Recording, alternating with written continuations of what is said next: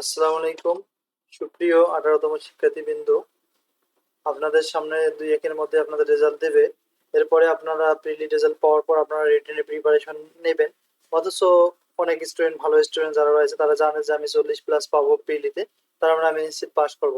তারা কিন্তু বসে না থেকে তারা কিন্তু রিটেনের জন্য প্রিপারেশন নেওয়া শুরু করেছে। তারা জানে যে রিটেনে টেকা এনটিআরসি এতে কত কঠিন ব্যাপার। তাই রিটেনে টেকার জন্য অবশ্যই হার্ড ওয়ার্ক করতে হবে এবং প্রচুর পরিশ্রম করতে হবে, সিলেবাস বেস পড়তে হবে। আর এমনি আপনি পড়া পড়ে কোনো লাভ নেই। সিলেবাস ছাড়া যদি আপনি চেষ্টা করেন যে আমি এই বইটা থেকে দেবো, তাও কিন্তু আপনি বইকে পাস নাও করতে পারেন। সুতরাং সিলেবাসের উপর ডিপেন্ডস করবে আপনার অনেক কিছু। সিলেবাসটি আগে কালেক্ট করুন, তারপরে সাবজেক্ট অনুযায়ী পড়ার চেষ্টা করুন। আজ আমরা আলোচনা করব আর কলেজ পর্যায়ে যে সাবজেক্টগুলো রয়েছে, বেশিরভাগ ক্ষেত্রে যেমন ইতিহাস, ইসলামী, সমাজবিজ্ঞান, রাষ্ট্রবিজ্ঞান, এই সকল সাবজেক্ট, যে সাবজেক্টগুলোর মধ্যে রিটেনে টেকাটা আসলে খুবই কঠিন ব্যাপার, সেই সাবজেক্টগুলো সম্পর্কে একটু আলোচনা করব। কিভাবে লিখলে এবং কতটুকু লিখলে, লেখা কোনটা থেকে প্রশ্ন কালেক্ট করবেন, কোনগুলো পড়বেন, এগুলো নিয়ে আসলে একটু বিস্তারিত আলোচনা করা হবে। সো সময় নষ্ট না করে চলুন শুরু করি। Let's get started. এখানে বলা হয়েছে 18তম শিক্ষক নিবন্ধন পরীক্ষার কথা বলা হয়েছে। যে আপনারা, আমরা যে লক্ষ্য করি এখানে 10 থেকে 16তম প্রশ্ন কালেক্ট করে নোট করে নেওয়ার কারণ এই প্রশ্নগুলো থেকে প্রতিবার পরীক্ষা 80 থেকে 90% কমন পড়ে। অর্থাৎ যে সাবজেক্টগুলো পরিবর্তন হয়নি সিলেবাস, ওই সাবজেক্টগুলো থেকে কিন্তু আবারও কিন্তু আপনারা 18তম কমন পাবেন। অর্থাৎ আপনারা 10 থেকে 16তম যে শিক্ষক নিবন্ধন পরীক্ষা হয়েছে, আপনাদের যার যেটা সাবজেক্ট আছে ওই সাবজেক্টগুলোর এই সালগুলো ম্যানেজ করে সেখান থেকে প্রশ্নগুলো নিয়ে অবশ্যই নোট করবেন, কারণ ওখান থেকে তো দেখতেছেন 80 থেকে 90% প্রশ্ন কমন পাওয়া সম্ভব। কলেজ পর্যায়ে রিটেন প্রিপারেশন নেওয়ার জন্য যেভাবে নিজেকে প্রস্তুত করবেন, এটি হচ্ছে ইংলিশ লেকচারার পদে, অর্থাৎ কলেজ পর্যায়ে রিটেন প্রিপারেশন কিভাবে নেওয়া যায়। যদিও স্কুল পর্যায়ে কিছু সাবজেক্ট সিলেবাস পরিবর্তন হয়েছে, কিন্তু কলেজ পর্যায়ে তেমন কোনো পরিবর্তন হয়নি। বিশেষ করে রাষ্ট্রবিজ্ঞান, সমাজবিজ্ঞান, ইতিহাস, ইসলামী ইতিহাস, দর্শন, ভূগোল ইত্যাদি সাবজেক্টের তেমন পরিবর্তন হয়নি।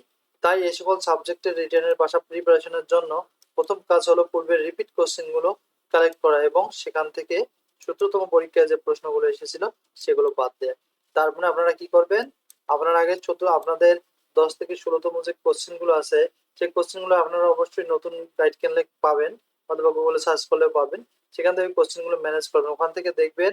আবার যেগুলো 17তমতে এসেছে সেগুলো আপনাদের পড়ার কোনো প্রয়োজন নেই, কারণ সেগুলো থেকে আপনাদের পরীক্ষায় একটিও না আসতে পারে। তাই 17তম কোশ্চেনটি আপনারা বাদ দিন, দিয়ে অন্য প্রশ্নগুলো নোট করুন। প্রথমে আপনাকে একটি খাতা নিতে হবে, সেখানে প্রথমে রচনামূলক প্রশ্নগুলো লিখতে হবে। অর্থাৎ আপনি একটি খাতা ম্যানেজ করে এই খাতার পেজে প্রথমে রচনামূলক প্রশ্নগুলো লিখবেন, পরের পেজে সংক্ষিপ্ত প্রশ্নগুলো লিখতে পারেন। প্রশ্নের পরিমাণ সাধারণত 20-25টি হতে পারে, এর বেশি না হওয়ার কথা, কারণ 20-22টি প্রশ্ন খুব ইম্পর্টেন্স থাকে, যেগুলো থেকে আসলে কমন পাওয়া যায়। এই সাবজেক্টগুলোতে প্রশ্ন কমন পাওয়াটা ডাজেন্ট ম্যাটার, এখানে ম্যাটার হচ্ছে আপনাদের লেখা। তাই যদি বেশি পড়তে পারেন তাহলে আরো কিছু গুরুত্বপূর্ণ প্রশ্ন গাইড থেকে কালেক্ট করতে পারে, সেগুলো পড়তে পারেন। তার মানে আপনার 20-25টি প্রশ্ন কিন্তু মুখস্থ করা খুব রিস্ক। আপনি হাইয়েস্ট 10 থেকে 12টি প্রশ্ন আপনি মনে রাখতে পারবেন, অন্য প্রশ্নগুলো তেমন মনে রাখতে পারবেন না। তাই আমার সাজেস্ট হচ্ছে আপনারা দেখবেন যে প্রশ্নগুলো বরাবর পরীক্ষার মধ্যে আসছে, এই ধরনের 10টি বা 12টি প্রশ্ন, খুব ইম্পর্টেন্স প্রশ্নগুলো আপনি আগে লিখবেন খাতায়। লিখে ওই 10-12টি প্রশ্ন হুবহু বইয়ের ভাষায় সুন্দরভাবে পড়বেন। এবং অন্য যে 12-13টি প্রশ্ন থাকবে সেগুলো কিভাবে পড়বেন, সেগুলো পড়ার জন্য আপনি জাস্ট রিডিং পড়বেন এবং অনুধাবন করবেন, যেন সেগুলো আপনি বানিয়ে বানিয়েও লিখতে পারেন। তাই শেষের প্রশ্নগুলো বেশি মুখস্থ করার দরকার নেই, প্রথম 10-12টি ঝকঝকা মুখস্থ করবেন। যদি এর মধ্যে একটি প্রশ্ন আনকমন থাকে, সাপোজ একটা থেকে 2টি প্রশ্ন আনকমন, সে 2টির জন্য বানিয়ে লিখতে পারেন, সেজন্য অন্য প্রশ্নগুলো আপনাকে রিডিং করে যেতে হবে, একবার হলেও আপনাকে রিভাইজ করতে হবে। রিটেনের জন্য যে বিষয়গুলো আপনাকে জানতে হবে, কি কি বিষয় জানতে হবে। প্রথমত রচনামূলক প্রশ্নের উত্তর লেখার সময় প্রথমে ভূমিকা, সংজ্ঞা ও কিছু পয়েন্ট এবং শেষে উপসংহার লিখবেন।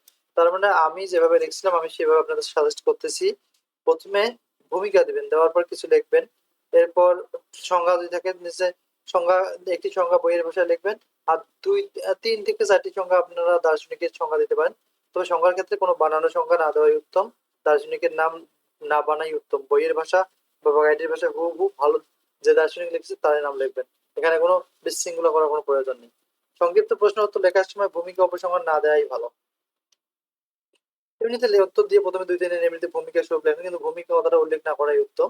মাঝে সংক্ষিপ্ত সম্পর্কে কিছু লিখলেন, শেষে আমরা যেমন উপসংহার যেমন লিখি ও ধরনের ৩-৪টি লাইন আপনারা সুন্দরভাবে লিখতে পারেন, কিন্তু উপসংহার লেখাটি উল্লেখ করার প্রয়োজন নেই। প্রথমে ৩ ঘন্টা সময়ের সাথে আপনার প্রশ্নগুলো ভাগ করে নিন। যদি ২০-২২ মিনিট সময় পান তাহলে ওই সময়ের মধ্যে একটি প্রশ্নের উত্তর বাড়িতে লিখতে প্র্যাকটিস করুন। অর্থাৎ ২০ থেকে ২২ মিনিট আপনি কিন্তু একটা প্রশ্ন লেখার সময় পাবেন রচনামূলক। এই জন্য এই সময়টা মেনটেন করার জন্য আপনাকে প্রতিদিন অর্থাৎ একদিন পর বা প্রতিদিনই একটি করে রচনামূলক প্রশ্ন ২০ থেকে ২২ মিনিটের মধ্যে পাঠায় লেখার চেষ্টা করবেন, এবং লেখাও যেন সুন্দর হয় সেদিকেও মনোযোগ দিয়ে লিখতে হবে। তার মানে দুদিকে লক্ষ্য রাখতে হবে, হাতের গতিও যেন ঠিক থাকে, লেখাও যেন ঠিক থাকে। যদি সাপোজ আপনার হাতের গতি স্লো হয় তবু আপনি লেখা ভালো করেন, আপনি প্রশ্ন ৪ পেজের জায়গায় ৩ পেজ লেখেন, তবু আপনার রেজাল্ট আসবে, কিন্তু লেখা খারাপ হলে বা কাটাকাটি হলে আপনার রেজাল্ট নাও আসতে পারে। এরপরে মনে রাখবেন, হঠাৎ পরীক্ষার সেন্টারে আপনার হাত তেমন চলবে না, তবে বাড়িতে প্র্যাকটিস করার মাধ্যমে আপনার লেখার গতি ঠিক করতে হতে পারে।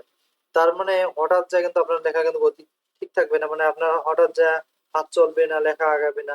এজন্য আগে আপনি বাসার প্রতিদিন একটি করে প্রশ্ন লিখবেন, লিখে লিখে প্র্যাকটিস করবেন এবং সময় মিলাবেন। যে প্রথমটা লিখতে গেল আপনার 25 মিনিট, তারপরটা দেখেন যে আস্তে আস্তে 22 মিনিটে আমাকে শেষ করতে হবে, দেখবেন 22 মিনিটে আসবে। অবশ্যই অনেকগুলোই লেখা সম্ভব। লেখার ধরন মাঝারি টাইপের হওয়া চাই, লেখা বেশি বড় বা বেশি ছোট করার দরকার নেই। খুব বেশি বিস্তারিত লেখার প্রয়োজন নেই, আপনি শর্ট লিখুন কিন্তু লেখা সুন্দর করে লিখুন। আমার বিস্তারিত আলোচনা হচ্ছে, আপনারা যা লেখেন প্রথমে আপনারা লক্ষ্য রাখবেন যে একটি রচনামূলক প্রশ্ন লিখতেছেন, ভূমিকা কিন্তু ৫ লাইন বা ৬ লাইনের বেশি লেখার কোনো প্রয়োজন নেই। খাতার মাপে ৫-৬ লাইন লেখার পর একটু স্পেস দিয়ে সেখানে কিছু সংজ্ঞা লিখলেন, যেমন আপনার সমাজবিজ্ঞান কাকে বলে, সমাজবিজ্ঞানের গুরুত্ব। তারপরে প্রথমে ভূমিকা ৪-৫ লাইন দিলেন, তারপরে সমাজবিজ্ঞান কাকে বলে এটা লিখলেন, সমাজবিজ্ঞানের সংজ্ঞা লিখলেন যে একটি সংজ্ঞা আপনারা দিলেন, যে কোনো একটি বইয়ের ভাষা বা নিজের ভাষায় একটি সংজ্ঞা দিলেন বানানো। তারপরে যে লিখবেন, তারপরে নিচ দিয়ে লিখবেন যে নিম্নে প্রামাণ্য সংজ্ঞাগুলো দেওয়া হলো। প্রামাণ্য সংজ্ঞা বলতে ওখানে কিন্তু দার্শনিকের নাম বোঝাচ্ছে, তাই ৩-৪ জন দার্শনিকের নাম সুন্দরভাবে লিখবেন এবং তাদের সংজ্ঞাটা যেন হুবহু বই বা গাইডের ভাষায় যেন হুবহু একই হয়, যেন সেখানে কোনো বানানো কথা না থাকে। সংজ্ঞা বানাতে যাইয়েন না। আর পয়েন্ট গুলো লেখার সময় অবশ্যই বইয়ের ভাষায় পয়েন্ট দিবেন, ভেতরটুকু আপনি আপনার বানানো লিখতে পারেন। পরীক্ষক কিন্তু আপনার লক্ষ্য করবে পয়েন্ট গুলো আর দার্শনিকের নামগুলো, যে সংজ্ঞা যে দিয়েছেন এগুলো ঠিক আছে কিনা। তা আশা করি এভাবে দেখলে আপনাদের রেজাল্ট আসবে। এভাবে আপনারা পরীক্ষায় লেখার চেষ্টা করেন। এরপরেও যদি আপনাদের কোনো কিছু জানার থাকে প্লিজ আমাকে কমেন্ট করবেন, আমি চেষ্টা করবো আপনাদের কমেন্টের অ্যান্সার দেওয়ার জন্য। অনেকে জিজ্ঞেস করে যে ৪ পেজ রচনামূলক প্রশ্ন লিখবো। ৪ পেজ বলতে ওই ৪ পেজ বলতে প্রথম একটা ধরেন পেজ আছে, এদিকে ১ পেজ ওইদিকে ১ পেজ, এই হলো ২ পেজ, আবার ওইদিকে ১ পেজ ওইদিকে ২ পেজ, এরকম ৪ পেজ। তার মানে ২টি পেজে ২ দিকে পৃষ্ঠা সহ ৪ পেজ হয়। এই ৪ পেজ একটা রচনামূলক লিখলেই হবে, বা ৩.৫ পেজ লিখলেও হবে, কিন্তু লেখার কোয়ালিটি ভালো করতে হবে। তো যদি ভালো লাগে প্লিজ সাবস্ক্রাইব দিস চ্যানেল। আর এরকম নতুন আমি আরো রিটেন সম্পর্কে আপনাদের বিভিন্ন সাবজেক্ট ভিত্তিক কিছু টিপস দেব, এবং আগে কিছু দেওয়া আছে, আপনারা লাগলে দেখে আসতে পারেন। সমাজ বিজ্ঞান সম্পর্কেও কিছু দেওয়া আছে ভিডিও। আগে সামনে আমি ভাইবা এবং আপনাদের রিটেন সম্পর্কে আরো জোরালো ভিডিও দেওয়ার চেষ্টা করব। Please pray for me. Thank you, see you next video.